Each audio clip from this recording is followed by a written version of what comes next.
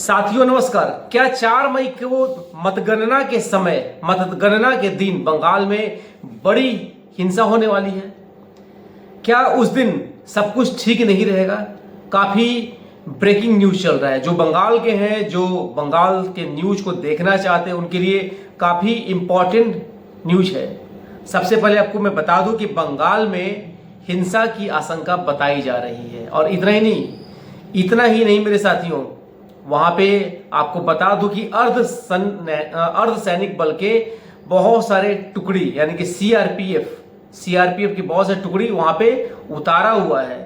और खुद टीएमसी भी, जो मतगणना का केंद्र है, वहां पे जैसे ही पैलेट्स गए थे, जैसे ही सारे काउंटिंग मशीन गए थे, उसके बाद टीएमसी का भी वहां पे घेराव चल रहा है। यानी कि वो भी उसके सुरक्षा में, उसके देख रेख में वो भी बैठे हैं, वो भी कहीं नहीं गए हैं। वो भी करे चलो मैं यहीं पे रहूंगा, मैं भी देखता हूं कि कहीं कोई बीजेपी वाले गड़बड़ न कर दे। बीजेपी वाले को लग रहा है कहीं टीएमसी गड़बड़ न कर दे।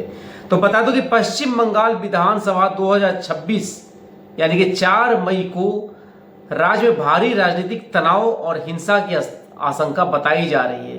विपक्षी दलों और भाजपा ने सत्तारूढ़ तृणमूल यानी कि टीएमसी पे मतगणना के दौरान बड़े पैमाने पे गड़बड़ी और साजिश रचने का आरोप लगाया है। धारा 163 लागू रहेगा। बता दूं कि जहां पे मतगणना का हॉट पॉइंट बना हुआ है, वहां पे धारा 163 लगा रहेगा उसके आसपास में। कोलकाता पुलिस ने हिंसा की आशंका और कानून व्यवस्था बनाए रखने के लिए शहर के कई संवेदनशील इलाकों में धारा 163 लगा के रखा है। 3 मई से अगले 2 दिनों के लिए धारा 163 और पूर्व में धारा 144 लागू कर दी गई है। यानी कि 4 को भी रहेगा, 4 के बाद भी रहेगा और 4 के पहले यानी कि आज 3 मई से लेकर के 4 के कुछ दिनों बाद तक भी धारा 163, धारा 144 लगा रहेगा, ताकि बंगाल में, कोलकाता में किसी भी तरह की बड़ी हिंसा न हो। चूंकि सूत्रों के मुताबिक ऐसा आ रहा है कि टीएमसी वहां पे कोई बहुत बड़ा खेला करेगा राजनीतिक में। वहां पे बंगाल में कोई बहुत बड़ा साजिश होगा, कोई बहुत बड़ी हिंसा होगा। तो आपको बता दूं कि राज्य की 293 सीटों के लिए 4 मई 26 को केवल फाल्ता निर्वाचन क्षेत्र में गड़बड़ी की शिकायतों के बाद 21 मई को दोबारा मतदान और 24 मई को नतीजे घोषित किए जाएंगे और बाकी का 4 मई को ही काउंटिंग होगा। भाजपा का आरोप है इसमें, भारतीय जनता पार्टी ने और कुछ अन्य ने भी टीएमसी पे आरोप लगाया है कि मतगणना केंद्र है जहां पे काउंटिंग हो रही है, वहां पे धांधली के लिए आईपैक जैसी संस्थाओं के माध्यम से साजिश रची जा रही है।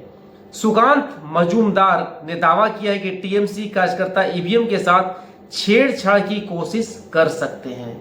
जहां पे मतगणना केंद्र है वहां पे टीएमसी के लोग छेड़छाड़ कर सकते हैं, शहर में कुछ हिंसक प्रदर्शन भी कर सकते हैं। और मुख्यमंत्री ममता बनर्जी ने भी मतगणना प्रक्रिया पे अविश्वास जताया है। वहीं खुद ममता बनर्जी बोल रही है कि जो मतगणना प्रक्रिया है वो सही नहीं होगा, उस पर कहीं ना कहीं भारतीय जनता पार्टी चीटिंग की है और चीटिंग करके वो जीतेगी।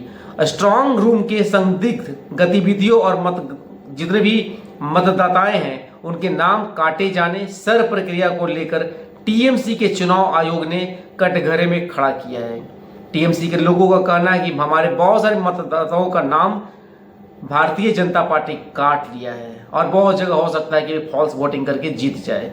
तो 29 अप्रैल के मतदान के दौरान 24 परगना के फल जो है आपको फाल्ता और डायमंड हार्बर जैसे क्षेत्रों में झड़पे, ईवीएम के साथ छेड़छाड़ और मतदाताओं को डराने धमकाने की खबर सामने आई थी, जिसके कारण कई बूथों पे जो चुनाव है वो दोबारा होगा, यानी कि वो मतदान दोबारा होगा।